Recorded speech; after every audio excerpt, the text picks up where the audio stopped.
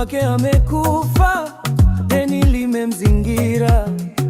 Akamlilia nabii wa Mungu kwa imani, akiamini kuwa Bwana atafungua njia.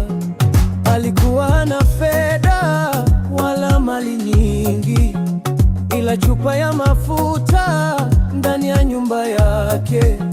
Kilichoonekana kidogo machoni mwa watu, Mungu akakitumia kuleta ushindi mkuu. Hakuna lisilowezekana kwa Mungu wetu. Anapobariki hakuna wa kuzuia. Chupa ya mafuta ikajaa kwa neema. Bwana umetenda makuu. Deni likalipwa, watoto wakaokoka. Tunakuimbia sifa,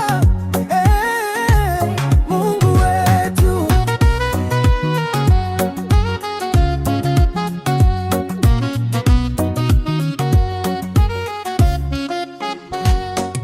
Akaenda kwa majirani kutafuta vyombo vitupu vingi kama alivyoagizwa.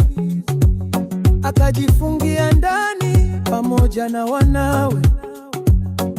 Mafuta yakaanza kumiminika kwa nguvu, chombo baada ya chombo vikajaa tele.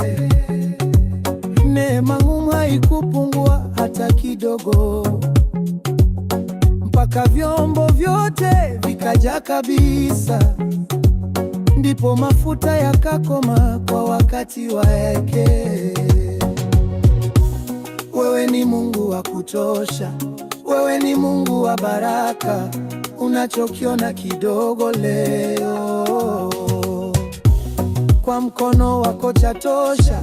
Uliyejaza vyombo vya mafuta, jaza maisha yetu leo. Uliyefuta machozi ya mjane, pokea sifa zetu leo.